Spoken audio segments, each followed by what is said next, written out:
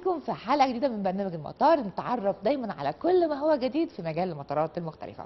النهاردة حلقتنا حلقة خاصة جدا من داخل المركز الرئيسي بالقاهرة للملاحة الجوية. هنتعرف على طبيعة عمل المراقب الجوي وقد ايه هذا المكان هام جدا وضروري وخطير جدا. النهاردة طبعا هنلتقي بالمراقبين الجويين، هنتعرف على طبيعة عملهم وساعات العمل في هذا المكان واهم المواقف اللي حدثت في هذا المكان. لكن ده طبعا بعد فقرة الأخبار المحلية والعالمية، وبعدها نلتقي داخل المركز الرئيسي للملاحة الجوية، وبعدها فقرة اللقاء مع السياح نتعرف من خلالها على أهم الأماكن السياحية اللي بيحبوا يزوروها عندنا في بلدنا الحبيبة. أفكركم بإيميل البرنامج اللي ظهر على الشاشة، المطار 770@gmail.com. يلا بينا نبتدي حلقتنا، خليكم معانا وتابعونا وحلقة جديدة من برنامج المطار.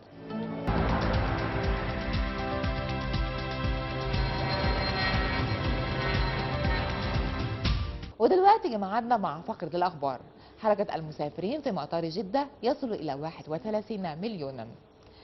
كشف مطار الملك عبد العزيز الدولي بجدة في تقرير إحصائي عن تسجيل أرقام قياسية لحركة المسافرين لعام 2016، حيث قاربت على 31 مليون مسافر، وهو الرقم الأعلى في تاريخ المطار الحالي منذ إنشائه قبل 4 عقود، وبزيادة بلغت المليون مسافر تقريبا مقارنة بعام 2015. وبين هذا التقرير حيث شمل حركة المسافرين عبر صالات المطار الثلاث الشمالية والجنوبية والحج والعمرة إلى جانب رحلات الطيران الخاص. تحليق طائرة ركاب كل 17 ثانية داخل أجواء تركيا.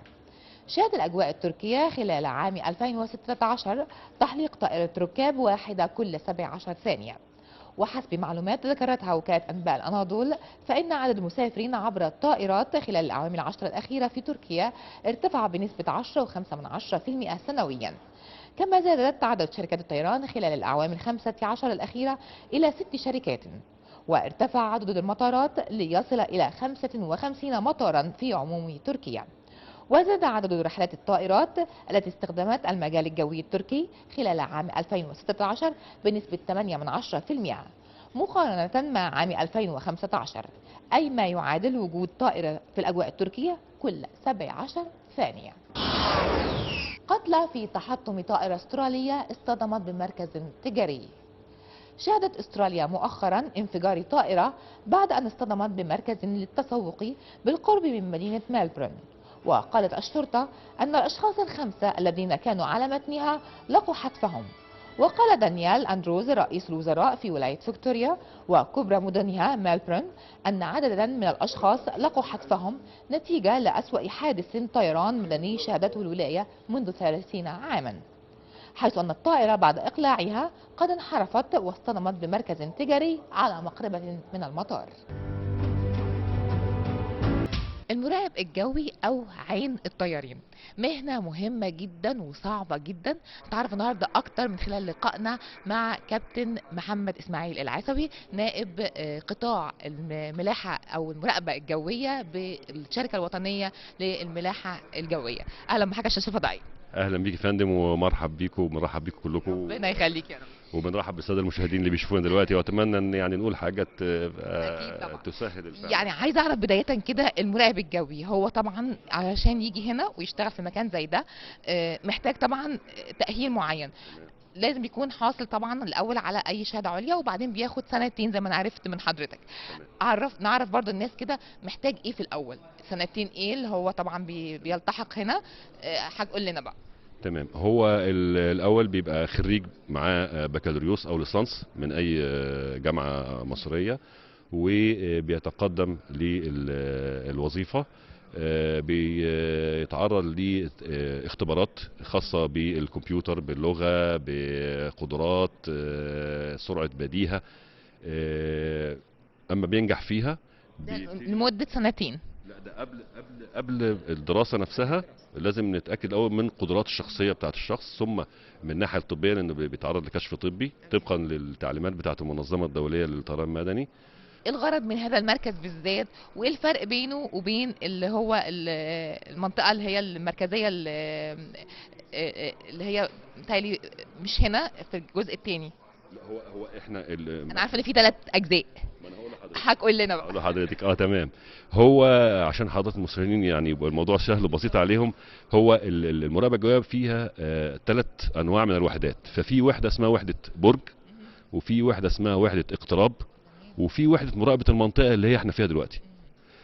وحده البرج والاقتراب دي موجوده في كل مطار، يعني كل مطار، مطار القاهره مثلا في وحده برج واقتراب، الغردقه، شرم الشيخ، الاقصر، وهكذا. كل مطار فيه وحده برج واقتراب. في اقتراب اسمه اقتراب اجرائي، يعني ما بنعتمدش على الريدر، بنعتمد على حسابات ذهنيه واتصال مستمر مع الطيار، بيعمل فصل ما بين الطيارات عشان خاطر الاقلاع والهبوط. وفي اقتراب بنسميه اقتراب راداري زي ما هو موجود في مطار القاهره وفي مطارات زي الغردقه وشرم الشيخ وبرج العرب والاقصر واسوان. فتاني وحده برج واقتراب موجوده في كل مطار. ثم وحده اسمها وحده مراقبه المنطقه اللي هي اللي احنا فيها دلوقتي ده دي. بقى دي يعني ايه بقى بتعمل ايه بقى بالظبط؟ عليهم كلهم صح كده؟ دي بالظبط دي كشف المجال الجوي كله، والمجال الجوي كله مخدوم بمنظومه رادار. يعني الشاشات اللي حوالينا دي شاشات رادار. المراقب الجوي بيستخدم يعني بيبتدي يتعامل مع الطيارات من ساعه ما بتخش من عناصر الحدود، سواء من المنطقه الشماليه او المنطقه الغربيه او الشرقيه. عندنا حدود مع السعوديه، مع نيقوسيا واتينا شمالا، ليبيا غربا، السودان جنوبا، وهكذا. يعني دي بيبتدي الوحدة الكبيرة نقدر نقول كبيره اللي بالظبط عليهم، كده. يعني بتعمل زي رادار ليهم كلهم صح بالظبط كده؟ كده، رادار كاشف لكل المنطقه بتاعت جمهوريه مصر العربيه مكشوفه. وطبعا برضو حته ودي كده. الوحدات اللي هم الصغيرين اللي احنا بنقول موجودة في كل مطار بالظبط. صح كده؟ يعني عندي على نفس الشاشه هنا موجود النقطه دي بتاعت مطار الغردقه، النقطه دي مطار شرم الشيخ، وهكذا. وحدة الاقتراب دي برضو يعني من الوحدات المهمة جدا. انتوا بتعملوا كونتاكت معاهم مع وحدة الاقتراب علشان تدوا التعليمات مع الطيار. في اتصال دايره اتصالات على اعلى مستوى موجوده. تليفونات بنسميها احنا دايركت فون، يعني تليفون مباشر، هوت لاين يعني. برفع السماعه بدوس على الزرار بيرد عليا بتاع الاقتراب، زميلي يعني في الاقتراب نفس القصه، هو بيرد بيكلمني عشان يقول لي في بس هم طياره. على طول تواصل مع الطيارة مباشرة صح؟ اه يعني انا بشوف طبعا هم في البرج طبعا الطويل ده، فهم على تواصل مع الطيار مباشرة. بالظبط. من وهو لسه على الارض، زي ما بقول لحضرتك، اللي بيديله المراقب الجوي، اللي بيديله تصريح بانه دور مكن ثم اقلاع ثم كده، ده موجود في البرج. سواء هنا او في الاقتراب او البرج او يعني حاجه قول لنا عدد ساعات المراقب الجوي بتبقى قد ايه؟ بص حضرتك، احنا عندنا شغالين بنظام اللي هو النوبات. احنا عندنا 3 نوبات. في نوبتين منهم نفس عدد الساعات، يعني في نوبة الصبح او الصباح، دي بتبتدي من الساعة 8 صباحا لغاية الساعة 2 الظهر، 6 ساعات. يعني كل مراقب بيبقى مده عمل بتاعته 6 ساعات.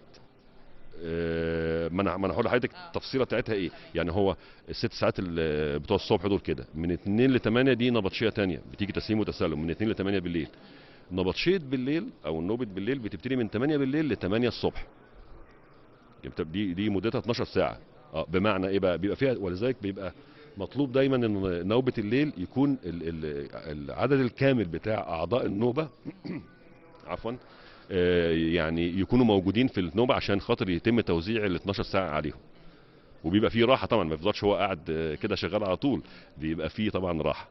فالمفروض ان في ال6 ساعات، في النوبه دي 6 ساعات، بيبقى المراقب الجوي بيشتغل ساعتين على موقع، بعد كده بيريح على الاقل ساعه، وبعدين بيشتغل ساعه عمل مساعد عشان نبقى مطمئنين. المساعد ده بيعمل ايه بقى المراقب المساعد؟ المساعد اللي هو ايه؟ بمعنى مساعد يعني ايه؟ يعني بيعمل عمليات اللي هي المساعده، يعني مثلا بيساعد المراقب اللي قاعد شغال مع الطيارات مباشر، هو بيتولى مساله الاتصالات، بيرد على المطارات، بيرد على مطار القاهره، بيرد على المجالات الجويه، المجالات الجويه المجاوره، عشان يستقبل وياخد معلومات ويدي معلومات. يبقى اذا اللي بيدي المعلومه على طول يعني مباشره للطيار هو اللي بيبقى يعني بيبقى اول ساعتين بيبقى فيها مركز بقى، ده لازم. انما المساعد بيبقى ممكن ياخد زي ما حضرتك قلت دي اتصالات مش محتاجه تركيز العالي الجامد. قوي، ليه؟ ده لان اللي هو بيبقى ايه؟ ساعتين وبعدين بيريح. بيريح ياخد ساعة عمل مساعد، وبعد كده بيبقى قاعد زي ايه، ستاند باي للظروف، انه حصل حاجة كده او كده، انه ممكن.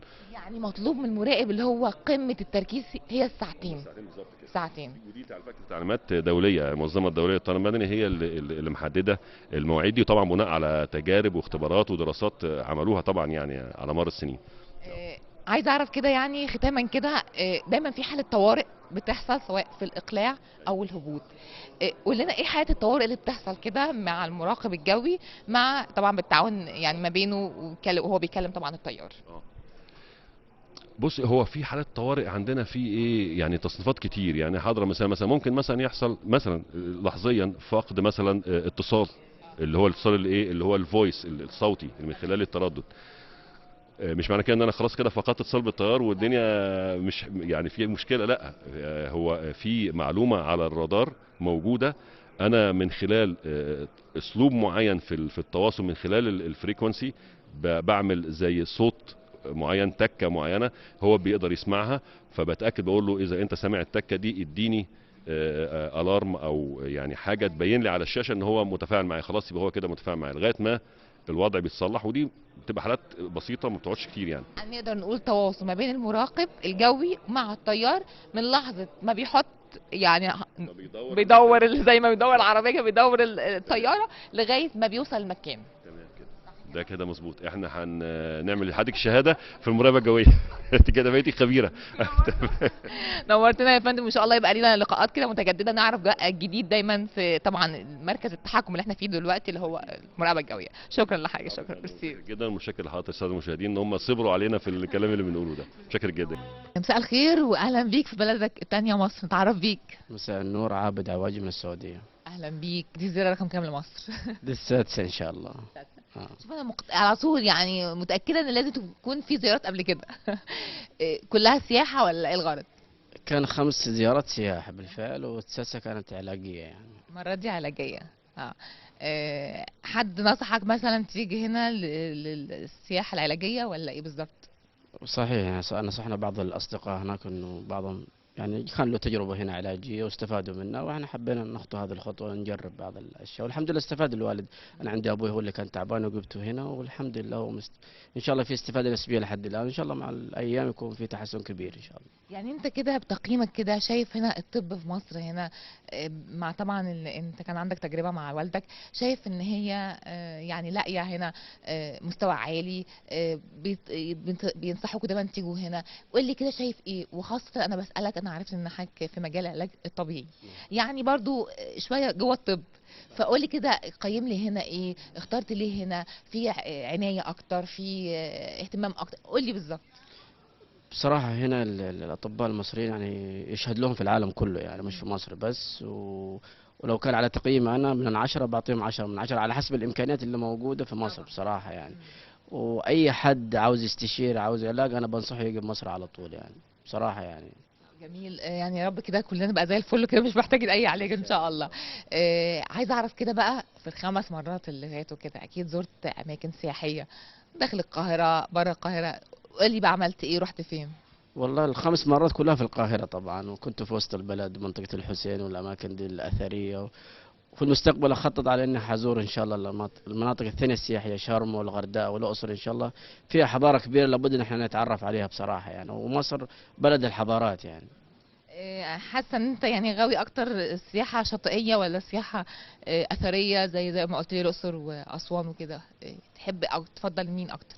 سياحة أثرية، أنا بعشق التاريخ بصراحة يعني، بعشق التاريخ هي حضارات البلدان كلها بتبدأ من التاريخ ده اللي فيه يعني. مصر بلد الحضارات زي ما قلت أول مرة والمرة الثانية وثالثة ورابعة، يعني بنتعلم منه بصراحة يعني.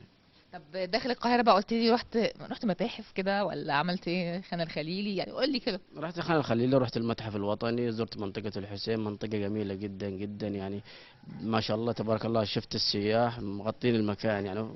وانا بنصح الناس تيجي تزور المنطقة دي بصراحة يعني، منطقة فيها اشياء كتير حلوة يعني من التاريخ القديم لمصر، حاجة تستحق الزيارة بصراحة يعني. شايف كل اللي انت عايزه كخدمات، كأمان، نظام أمني، كله موجود، قول لي كده تعليقك ايه؟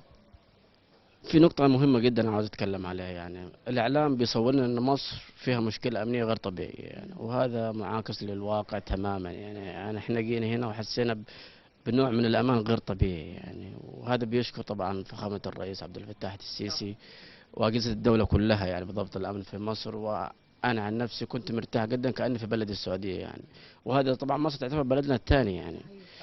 بس مشكلة الزحمة هي اللي دايما، يعني مشكلة زحمة الطرقات هي اللي مشكلة ممكن. والمواصلات اكيد هي أكيد هي المشكلة الوحيدة اللي ممكن مؤرقة شوية بس، لكن باقي الأشياء ما شاء الله تبارك الله يعني. انما في المطار كان في كجهات امنيه كاجهزه امنيه عدت عليها، كان كله موجود كله شغال، يعني ما حسيتش ان في حاجه ناقصه كاجراءات امنيه متبعه كخدمات جوه المطار حتى؟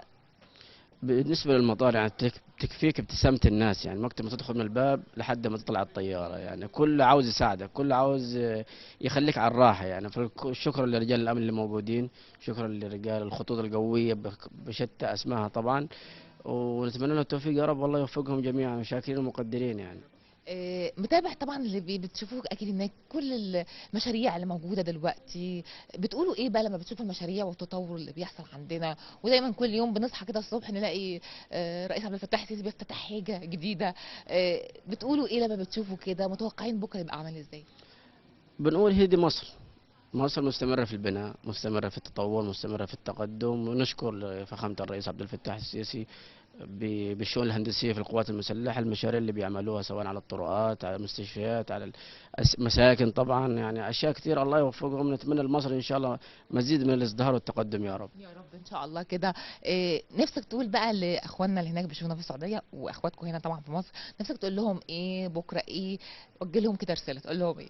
نقول إن شاء الله مصر والسعودية حتبقى على قلب واحد، يعني قلب واحد مهما حدث من بعض المناوشات، لكن مصر والسعودية هي قلب واحد، وكل السعوديين حياكم الله في مصر وأنا أولهم يعني. صحيح. وتحيا مصر والسعوديه. أهلا وسهلا. ميرسي نورتنا، ميرسي الف شكر. خلصت حلقتنا معاكم النهارده، وكانت حلقه خاصه من داخل المركز الرئيسي للملاحه الجويه، وعرفنا طبيعه عمل المراقب الجوي وقد ايه هذا العمل دقيق وهام جدا. افكركم بايميل البرنامج اللي ظهر على الشاشه، المطار 770@gmail.com. مستنيين كل اقتراحاتكم على ايميل البرنامج. استنونا الاسبوع الجاي وفي نفس الميعاد واخر اخبار المطارات والسفر وبرنامج المطار.